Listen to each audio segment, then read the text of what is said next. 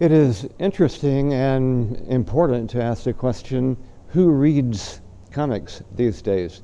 Because a lot of us have the impression, I certainly have had the impression, that kids read comics. I read comics. My favorite was Spider-Man. I had a nice collection of Spider-Man comics. I wish I still had it. It would probably be worth a lot of money these days, but I have no idea. The answer to the question is fairly surprising. That is, it's certainly not just kids who are reading comics anymore. In the United States, 24 million people, according to most surveys, read comics. That's almost an eighth of the population at this point in time. Worldwide, the number is much larger, even though the primary source of comics these days is from the States. Nonetheless, you're finding other countries that are producing their own, and they are producing some good work. So who is reading comics? Who are those 24 million people at this time in history? There are a surprising number of professionals who read comics. There are a surprising number of people in academics who are reading comics. Just a few years ago, I was at an academic conference. I was having dinner with several colleagues, and there was an individual there from Yale University. And at some point, the conversation turned to comics and graphic novels, and I happened to mention one that I had read. And the professor from Yale looked off into the distance for a moment, and he said, "You know, I just reviewed that comic." That was quite a surprise to me that he had that kind of interest. Not only did he have that, I think for him it was primarily a hobby, although he is a literature professor, and I think that he was beginning to incorporate some sort of study into his courses. So that was a bit of an eye-opener for me. We're going back a number of years at this point. I also remember reading an article not too long ago, and it was a discussion of civil liberties in the United States, especially after 9/11. And there was a discussion given by a member of the National Security Council of the United States, the council that advises the president on these kinds of matters. And he was giving a hypothetical explanation of where the line might be between a legitimate investigation of someone's home and an unconstitutional investigation of someone's home. And so he began by hypothetically saying, suppose that members of the FBI were to come into my home and were to seize my entire collection of comics. Now, that again was an eye-opener for me. A member of the National Security Council has a vast collection of comics, so much so that this would be the first thing that came to his mind when he was talking about the possibility of unconstitutional search and seizure.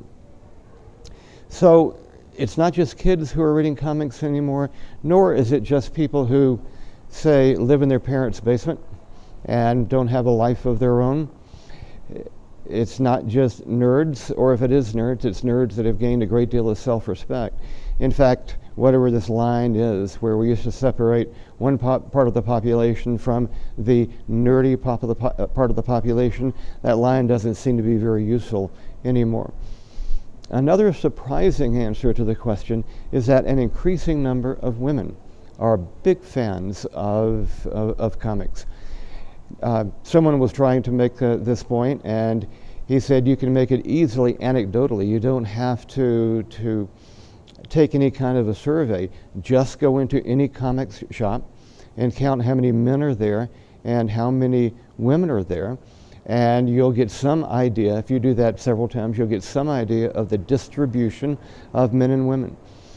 Marvel Comics, not too long ago, commissioned a Nielsen rating of comic readers. All sorts of profiles were compiled on behalf of Marvel. And one of the things they found out was that the number of women who read comics is about 46%. 46% of women are fans of comics. That's really a pretty surprising figure. I can illustrate this with another anecdote. I was recently on Academic Business in one of the big cities in the U.S. At that time, there was a conference going on. The conference was actually on gaming. It wasn't one of the comic cons. Nonetheless, there were a great many comics fans, aficionados, even professionals there. And a lot of them were staying at the hotel I was at. And once again, although I will admit, you might have seen from time to time a group of 3 or 4 guys come in. I don't remember seeing a group of 3 or 4 women. Nonetheless, there were a lot of women there, and it wasn't at all unusual to see couples. This was the way they were spending their weekend together. Who knows? It might have been their honeymoon. Could have been, I suppose, for some of these folks. And at times I might have seen them in the lounge and they had an iPad or even an iPhone or something, and they were playing some sort of comic related game or some game with a comic theme. Again, it was enough to tell me and to confirm to me the number of women who are also interested in comics. And so a great many of the people these days who are involved in this sort of thing are adults. They aren't just kids. And the population then is very widely distributed among, in respect to those who are fans of comics. And another way to, I think, to demonstrate this is simply to look at the amount of money that's going into the purchase of this kind of material. Now it's true kids may be given by their parents a healthy allowance so they can spend their money on comics and graphic novels. Nonetheless, there's a lot more money going into this sort of thing than could just be generated by juveniles. And that's one more illustration of just how wide the audience is now for graphic novels. There's one more point I would like to make in this question of who the audience is for comics and graphic novels, and it goes back to the question of women being readers of comics. One of the important questions that comes up is whether comics are sexually exploitative. Now, it's not hard to understand why this question is asked, primarily because of the way in which women graphically are pictured in comics. To put it simply, usually anatomically they're given, we might say, implausible bodies. That is, just sexually exaggerated bodies. And so an important question is, to what degree are comics sexually exploitative? One way to answer this question is to ask women who are fans of comics. And that has been done. There have been a couple of series of interviews and even symposiums in which the question has been put forth to women who are in one way or the other professionals in the field. The first answer is pretty simple, and that is yes, to some degree. There is a trend, you might call it a tradition, a practice of depicting women this way in comics. Is it a deliberate way of trying to over-sexualize them? Perhaps not. In some ways it is as habitual as anything else. In other words, there seems to be a presumption that if you're going to sell a comic, then you've got to picture women in this fashion. But some of the women who were interviewed and asked this question also added, well, you can't just single comics out. You've got to talk about, if you're going to ask that question, make that allegation, make that accusation, you're going to have to say the same about television, say the same about movies as well, say the same thing about cinema. So it's not just a problem within the comics and the graphics industry. However, this is in some ways changing. At least we're getting a fuller and more sophisticated opportunity for the role of women in comics. Marvel has recently started a series called Ms. Marvel, and it's about a female superhero. And this is going to, for the most part, be directed, be produced by women at Marvel. So they're going to have much more control over this sort of thing, and I think you're going to see a difference. Another thing, and then there are other women who have been, even if there's a certain kind of caricature that's being used in their portrayal, nonetheless you're seeing an increasing number of women who have big roles in comics.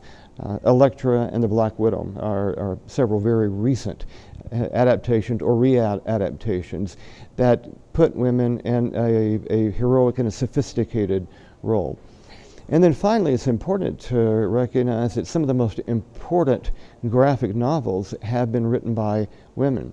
And we would only have to point at what is probably the very best and the most respected graphic novel to date, and that would be Persepolis, which tells the story of a young woman's childhood through the Iranian Revolution and also her pilgrimage through Europe. It not only gives the reader a sense of the Iranian Revolution, but it also gives the reader an appreciation for some of the hypocrisy, some of the radical chic, some of the nihilism going on in Europe at the same time. The author, both the writer and the illustrator, is a woman. So this, I think, shows us it's a anticipation that this whole industry is in a state of a kind of flux, and it's in a state of evolution and a state of progression. For that reason, to the extent that there is objectionable material or objectionable practices in the industry, we can perhaps hope that this is going to become more mature.